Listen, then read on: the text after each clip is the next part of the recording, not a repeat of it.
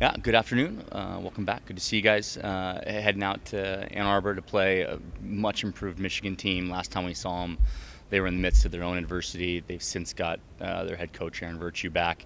And in 3 matches, man, what a difference. They're going to be ready and give us another tough road match here on short rest. So, obviously, face some adversity ourselves and living day to day a little bit in terms of how we go about things. Yesterday's practice was great. We get one more today before we hit the road. So that's where we're at. What is it that Michigan's doing better than they were a couple of weeks ago?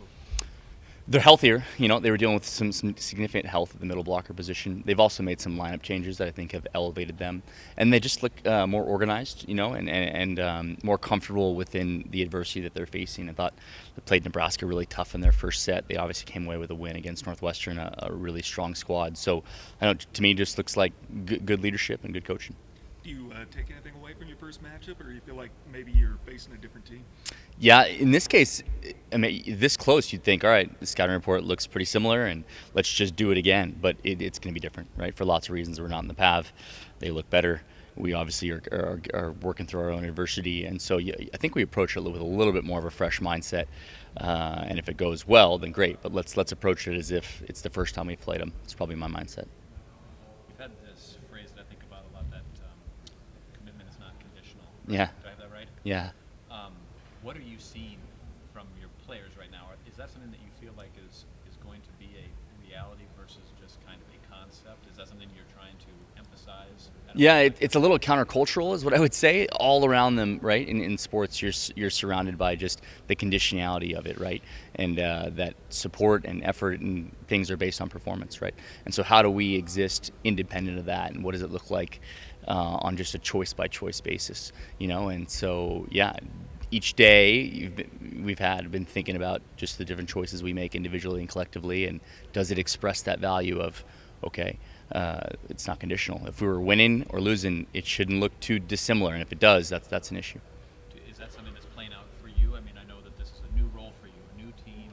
You're having to show who you are as a coach. Yeah. Is that working for you?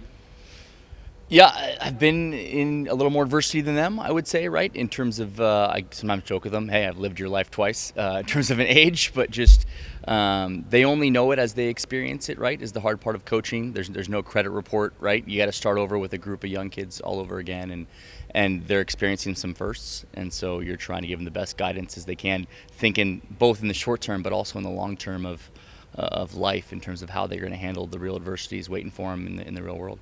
Is that a part of I have to imagine there might be some difficulty with that because of the fact that you're dealing with high-level players who have won a lot in their life. You're a coach who has won a lot in their life. Yeah. So are you pulling against maybe their natural instincts to go inward or to lock into a certain kind of feeling after some losses? Yeah, I think what gets stripped down, and this is the best and worst part about sports, is when you go through a stretch like this, it's humbling, right? There's humility in that sense, and you get stripped down to the real why of who you are and why you do what you do. And you get two choices. You can either lean into the base instincts as survival, which is fight or flight, which is not going to be your highest operating level, or you can really tap into, okay, why am I doing this? What am I about? What exists about me independent of what's going on? And can I find that and produce that on the court is hopefully the direction that we're getting them to lean. Playing a Wednesday night midweek match, is that tricky at all, or preparation-wise, practice-wise, or is that not something you're really thinking about? Yeah, what isn't tricky these days? Learning a lot with these road trips, right? Learned a lot on the East Coast swing and the adversity there. Lack of practice time, I think, is the biggest thing. But we had a good one yesterday. We had an off day Sunday. We'll get a short good one today. And then on the back end of this, heading into Northwestern, we'll get a little extra practice time. So, yeah, learning every single road trip, learning the little pitfalls that wait for you there. Have you looked ahead to Northwestern, or is all the focus on Michigan right now? Yeah, I think all my focus is on Tuesday's practice, and that's what I'm asking them to do. And so that's where I'm living my life, is the hour in front of me. What kinds of responses have you seen from players as they're dealing with this adversity?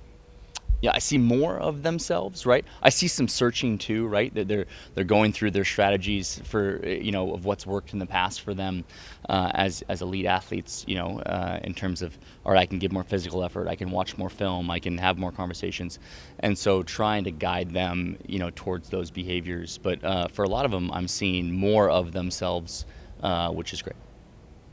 Anything more for Coach? All set. Cool. Thank you. Yeah. That's always fun. Yeah. I love it. I love playing them.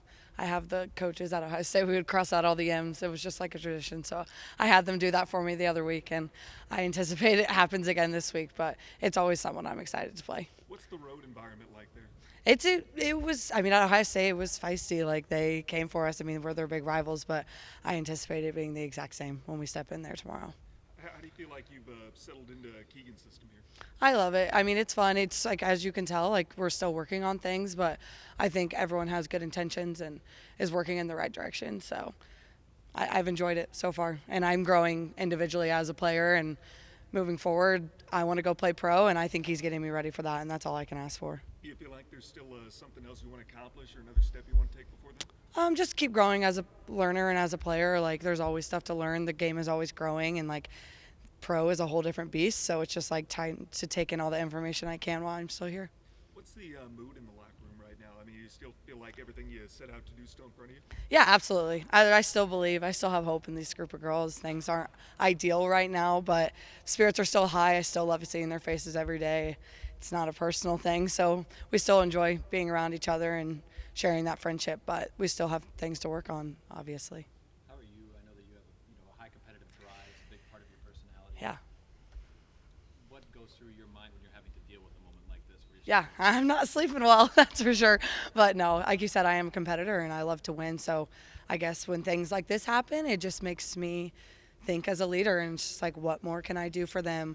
How uncomfortable can we be in practice so that when we get into games, we're more comfortable? And just how can we keep learning and growing? Like as a leader, I can't sit and think about the past. I just have to keep trying to think about things moving forward and how we can get out of this little slump.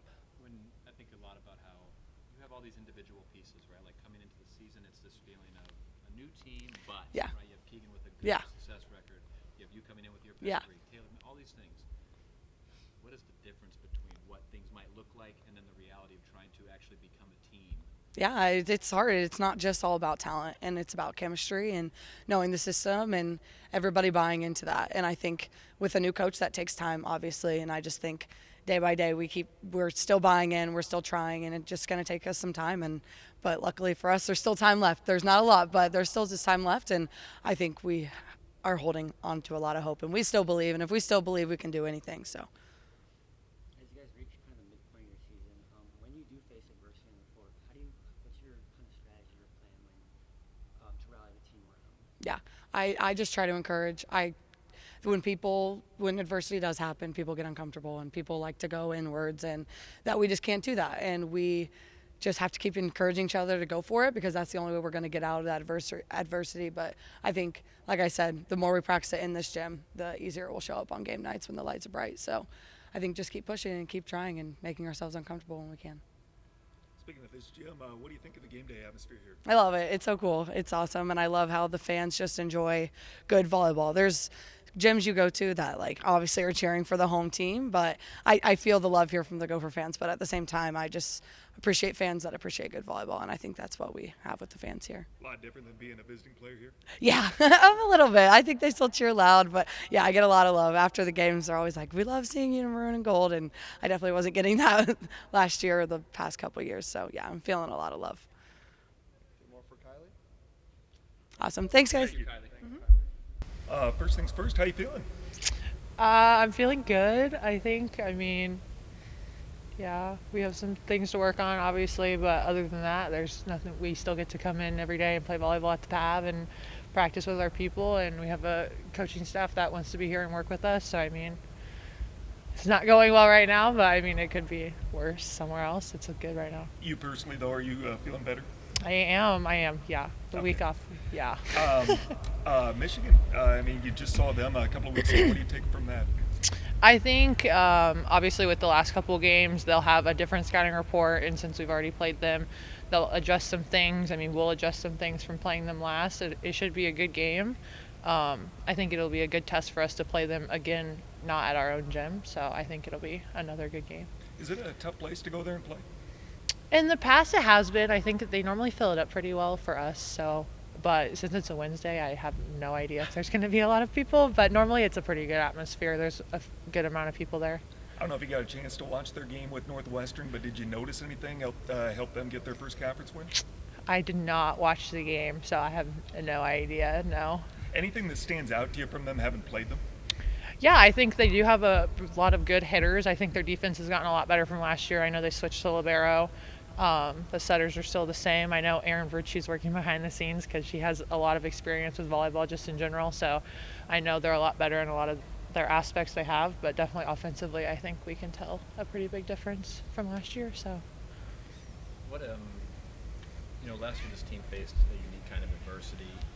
Think about this year, you come into it, you're starting over with a new collection of players, and here you are kind of having to look at a different kind of adversity. Mm-hmm. What are you leaning on right now? How are you trying to directionalize the season? yeah, I think we're leaning on each other, obviously. I mean, we're all in it together. We're the group that we have with the coaches and managers and support staff. I think we're the only ones that kind of know what is actually going on behind the scenes, not just watching the game on TV or from the stands.